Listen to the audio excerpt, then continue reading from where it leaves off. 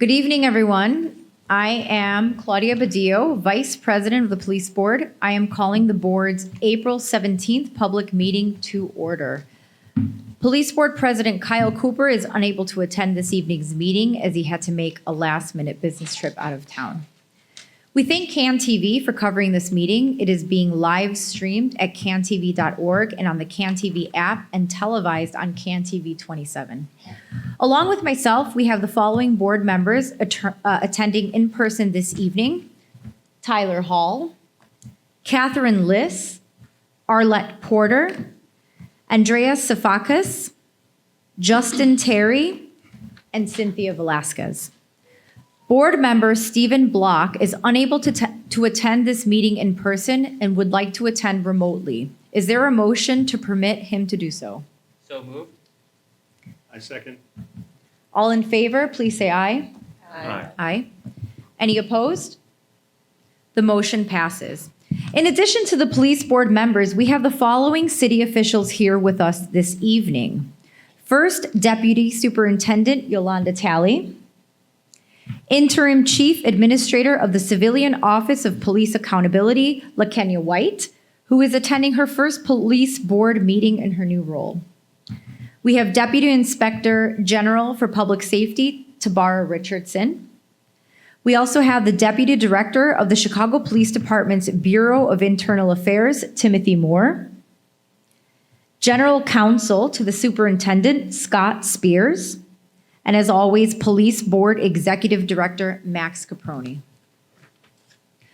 We will now proceed to the items on the meeting agenda. The first item is our minutes. Is there a motion to approve the drafts of the minutes of the board's public and closed meetings held on March 20th? So moved. I second. All in favor, please say aye. Aye. Any opposed? The motion passes. Our next regular public meeting will be Thursday, May 15th at 7:30 p.m. This meeting will be in person here at the Chicago Police Safety Headquarters. Now we move on to our closed meetings. The Police Board meets in executive session to discuss various matters. Those discussions are closed to the public as authorized by Section 2C1, Section 4, 11, and 21 of the Illinois Open Meetings Act. Information on matters discussed in the executive sessions is included in the minutes of the meetings posted on our website. Is there a motion to close a series of future executive sessions as authorized by these sections of the Open Meetings Act? So moved. Second. All in favor, please say aye. Aye. Any opposed? The motion passes. Now we have an update on arbitration. The next item on the agenda is a report on the status of litigation on the arbitration of police disciplinary cases, including an update on the status of cases currently before the police board. As President Cooper has reported at previous meetings, the Fraternal Order of Police, which represents Chicago police officers below the rank of sergeant, has appealed two rulings that are part of the March 2024 Cook County Circuit Court decision that allows officers to choose to have the most serious police disciplinary cases heard by an arbitrator rather than the police board. The case is before the Illinois Appellate Court, where the union is challenging the circuit court's rulings that arbitration proceedings be open to the public and that accused officers may be suspended without pay while their case is pending. We learned earlier this week that the appellate court has scheduled oral arguments for June 17th. It therefore will be at least several months before the appellate court decides the case, and then there may even be an appeal to our Illinois Supreme Court. 4 new disciplinary cases were filed with the police board in the last month. Prior to these filings, no new cases were filed since early October. As President Cooper noted at our March meeting, there was a significant decrease in cases filed with the board after the litigation on the arbitration option commenced in early 2024. There are now 17 cases currently before the police board in which the accused officer has requested arbitration. These cases are on hold There will be no arbitration hearings until the establishment of a public arbitration process, and there will be no police board hearings without the consent of the accused officer. 5 police board cases are moving forward because the accused officers elected to have a police board hearing rather than wait for arbitration. The police board website, chicago.gov/policeboard, will continue to keep the public informed of any new developments in the ongoing litigation and of the status of disciplinary cases currently before the board. I encourage all of you to check the news and the police discipline sections of our website for the most current information. Now we're moving on to appeals. We now turn to appeals by disqualified applicants to become a Chicago police officer. When a person who applies to become a Chicago police officer is disqualified and removed from the eligibility list due to the results of a background investigation, that person has a right to appeal to the police board. The board, as authorized by Open Meetings Act, has discussed in a closed meeting several appeals. We will now take final action on those appeals. Is there a motion to affirm the disqualification decision for the following appeals? Numbers 25AA01 through 03. So moved. Second. I will now call on the members of the board for their individual votes. Board Member Block, Aye. Hall, Aye. Liss, Aye. Porter, Aye. Safakis, Aye. Terry, Aye. and Velasquez. Aye. I also vote in favor of the motion. Therefore, the motion passes. The written decisions of these appeals will be entered as of today's date, sent to the parties, and will then be posted on the board's website. Now we're moving on to rules revisions. The next item of business is a proposed revision of the rules for attendance at police board meetings by audio or video conference. The proposed revision was posted on the board's website along with the agenda for tonight's meeting. The Illinois Open Meetings Act allows members of public bodies to attend meetings remotely for certain reasons.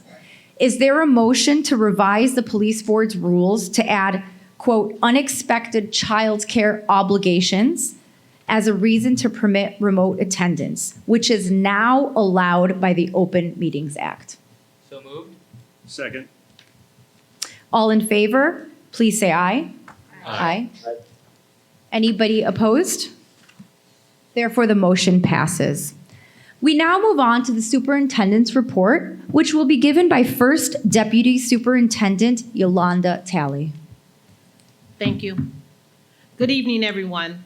This month, the Chicago Police Department released its strategy for organizational excellence. This strategy is a 3-year plan that focuses on 4 foundations, which are vital to strengthening public safety in the city. These 4 foundations include building, developing, and supporting our workforce, community trust, neighborhood safety, and organizational infrastructure. The goal of this plan is to continue growing our department while addressing the unique and diverse needs of our city's residents. As our department continues to grow, we are also continuing to make progress in our consent decree and reform efforts. Last week, the independent monitoring team released its 11th semi-annual report. During this monitoring period, CPD nearly doubled operational compliance, which is now at 16%. Of all accessible paragraphs, 93% have achieved some level of compliance. Significant progress was made in areas of use of force and community engagement. Additionally, report highlighted the department's preparations and success leading up to and during the Democratic National Convention. We are also continuing to see a reduction in violent crime and overall crime due to the work of our members. The men and women of CPD are out there every day taking guns and violent offenders off the street. This month, we announced charges against an offender responsible for multiple criminal sexual assaults. This investigation spanned nearly 2 years and speaks to how we will never stop fighting for justice. As we respond to and work to prevent violent crime, we are also supporting the victims of crime. We held a series of engagements in honor of National Crime Victims' Rights Week last week. This included a community resource expo that was hosted here at headquarters, which I know some of you were in attendance here tonight. We are thankful for your partnership and all you are doing for your fellow Chicagoans. Thank you. Thank you, First Deputy Superintendent. We now move on to the Chief Administrator's report. Chief Administrator White. Good evening, everybody. I want to take a moment and thank the members of the board, First Deputy Superintendent Talley and other representatives from the department, Deputy Inspector General Richardson, and members of the community who are here tonight for welcoming me at my first police board meeting as interim chief administrator. I am committed to grounding our work in COPA's guiding principle of integrity, transparency, independence, and timeliness, and providing exemplary services to all Chicagoans, both civilians and members of the Chicago Police Department. I have had the privilege of serving in Chicago's accountability space for over 25 years. Throughout my years of service, I have gained valuable insights into the various factors and processes that shape this vital work. And I plan to leverage those experiences to further advance our work in a way that is grounded in thorough investigations and just outcomes. Looking ahead, we plan to reaffirm our relationships with many of our key partners, including the Chicago Police Department, the Cook County State's Attorney, the Community Commission for Public Safety and Accountability, and the Chicago Police Board. COPA's work involves many stakeholders, and we must ensure robust, collaborative relationships with our partners. I would be remiss if I did not highlight the hardworking members of COPA staff. Day in and day out, these individuals come to work with one mission in mind: to be a partner in delivering safe communities to the city that they call home. Our work often draws strong opinions, both internally and externally. However, COPA staff are mission-driven, and their commitment to the work through the ups and downs continues to be the inspiration that drives our service, that drives me. Lastly, I would like to highlight some data and accomplishments from our recently published quarterly report, which is available to be viewed on our website at www.chicagocopa.org. In quarter 1, 2025, COPA received 1,513 complaints and notifications, an increase in 4% compared to the first quarter of 2024. Of the total intake in quarter 1, 2025, 1,122 fell outside of COPA's investigative jurisdiction and was referred to the Bureau of Internal Affairs, BIA.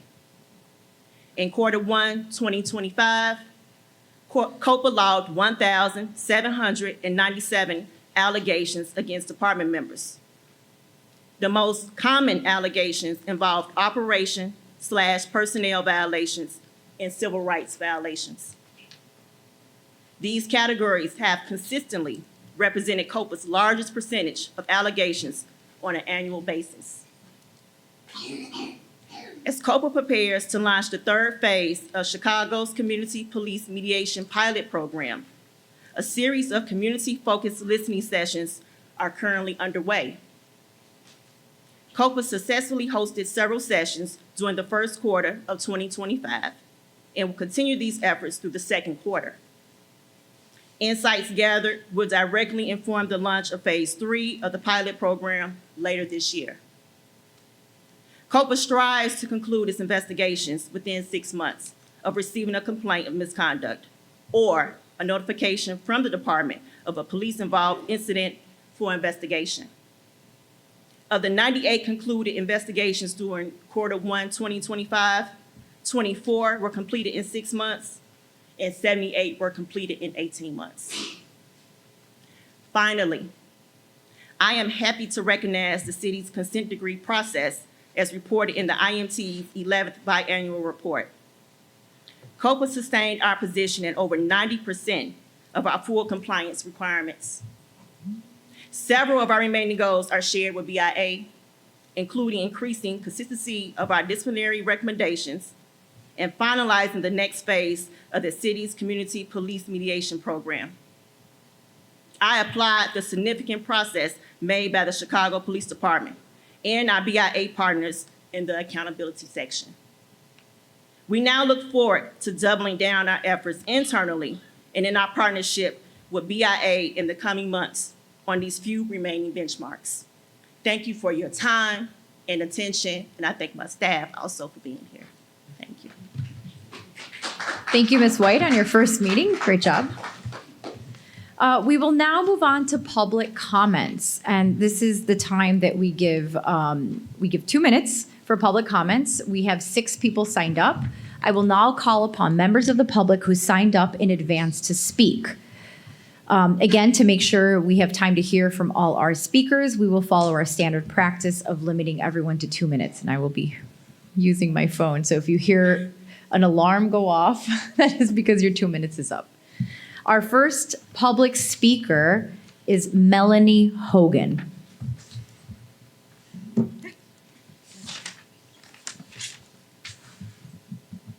Hello, everyone. Hello. I'm Melanie Hogan, founder of Shy Love.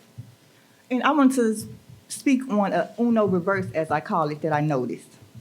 So when the police were being rogue, we advocated for the cameras to be put on them, correct? They now wear the cameras. But what can also be seen from the same cameras is you will see some police officers who are in alignment with their training, but you see the residents who are not regulating themselves, who are not adhering to de-escalation tactics. So I say that to say it's not just one side or the other side. Both the police and the residents of Chicago need to do some work on, one, healing, being able to understand each other, even if we can't directly relate due to the environments that we grew up in. But we cannot continue to put everything off on those who are in authority when they have went through their training and they got the cameras on and you see them being calm while other people are being irate. So it was just something that I noticed. It's like a Uno reverse. So while the police, and you definitely still have some wrinkles to, get together, and that's fine, but as the people as well, just because you don't have a badge on, it does not give you the right to behave uncivilized. And yes, we do have a past with them. But once people are putting in the effort to make a change in how they address situations, the people need to try to match that energy. If the police are calm down. It's as simple as that. We are all humane. I got a little thing for Blue. We're not just Blue, we're human too. Police are human, just like the residents. So that's all I wanted to say. Thank y'all. Thank you, Ms. Hogan. Our next speaker who signed up for public comment is Bobby Kennedy.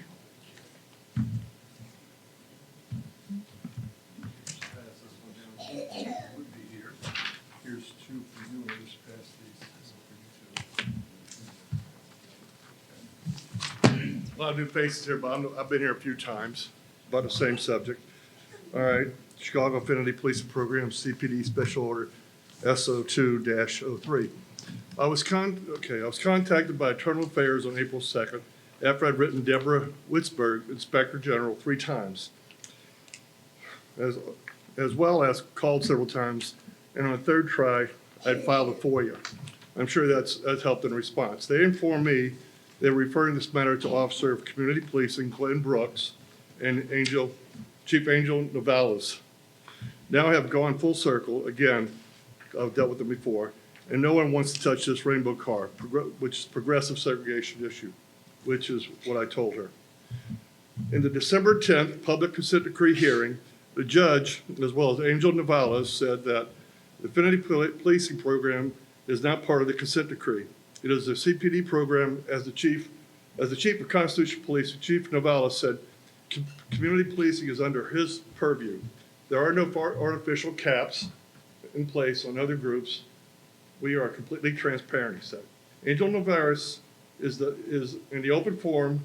He will ensure that either Deputy Director Bilstein or Director Brooks respond to me. I will take Chief Navalis at his word. No FOIA required. I would like these three things.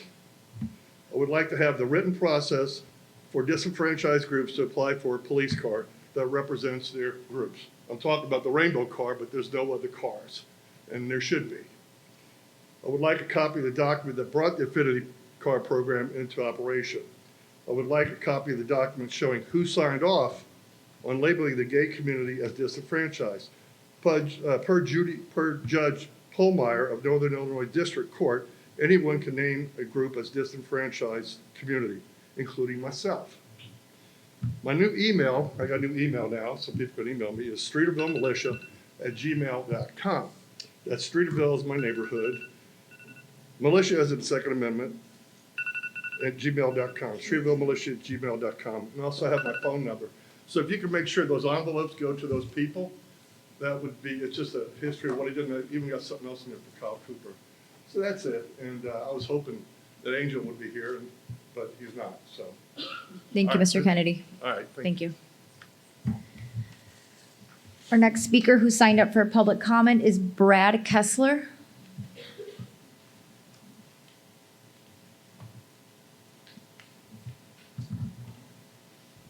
Hi, everyone. I just wanted to make a comment in honor of an officer who lost her life on April 10th in the 18th District.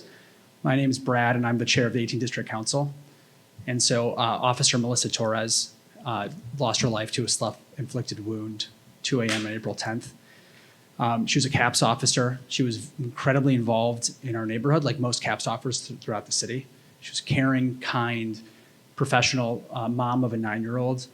I wanted to make this statement largely to highlight, and we've heard earlier in comments, officers are humans. We have to look out for each other, whether they're an officer or whether they're a community member or whether they're a member of this board.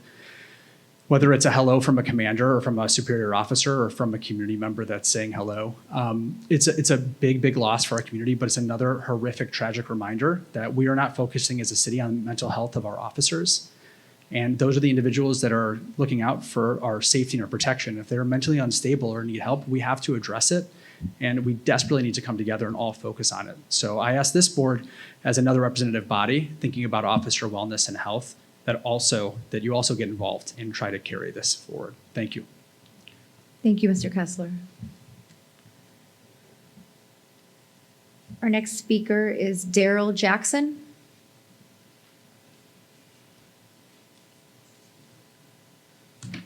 Good evening, afternoon.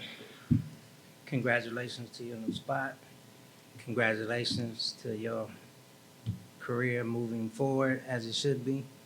I just had a couple of things here. So you said officers that are disqualified because of their background, right? So we do have a convicted felon that's in the that's the president of the United States. So what we say, background should not be the only thing that we're looking at if we just look at the background. That's one thing that I was kind of just food for thought. I did want to hear and understand your elaboration of community trust that you just said on that. I'm big on that too, want to understand that. But I do want to, I can't understand why with these team takeovers. So they go on the internet and they all meet up downtown. Everybody know it. And then they coming downtown for destruction. It's called organized chaos. They organize it to go downtown to just commit chaos. So we still have disorderly conduct, mob action, and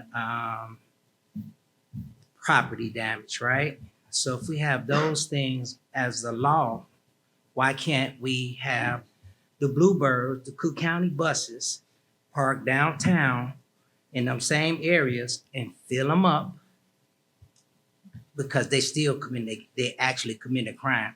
So we want the police to stand there and watch them commit crimes and not do nothing. How does that make sense? How, as the police board, can y'all go with that? That makes no sense at all. So we instill for them to protect and serve. That's it. Thank you, Mr. Jackson. Our next speaker is Jennifer Edwards.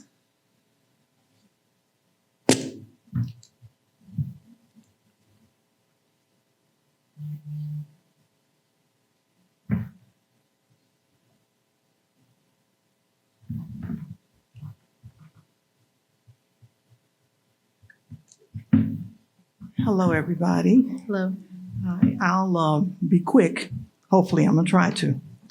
I wanted to welcome Miss LaKenna White for COPA. I did take the in-person COPA class. I was very critical every week because I did not believe that you were looking at our communities. Some of the things that were being told that the police shouldn't do, I did make suggestions that we have hot spots. We do have a lot of different crime in different areas. So I was real critical. Miss Andrea, she knew that. And hey, what can you do? Just speak up. But I'm just not I call myself a regular community person, but I am also a member of the TCAC committee at the Academy, and I've been there for a couple of years. That is a committee that the community and the police, when they're training, we get to learn what's going on. I'm also a member of the New Blue project that is nationwide, and they're trying to figure out what can we do with crime. I'm also, what else can I say? Together We Can is a project, a police project that we're trying to do in Area 1 and part of Area 2. And I must say I am retired, okay? And I love to say that every day. Just to get a smile on your faces. But I just wanted to mention things, please look at our communities when you're teaching these classes, because I did take the COPA class. So what else can I say quickly? First Deputy Superintendent Yolanda Talley, she's one of our favorites. We love her. She's been in the community with us. Thank you. I'm so happy that she has got this position. I think it's an excellent choice. I bugged her enough, and I'm gonna keep on bugging her. Look on your desk. I'm gonna say this quickly. We are honoring our commissioner of the fire department because she's been around and in the community. We are also very happy that there's legislation that's going through Springfield about squatters. That's a big problem that police have, and we have a lot of squatters in our neighborhoods. Thank you. We have cookies tonight. Wanted to tell you all that, homemade cookies. And we just love Miss Yolanda Talley. Okay? Thank you, Ms. Edwards. Our final speaker of the night, signed up tonight, is Pastor Doyle.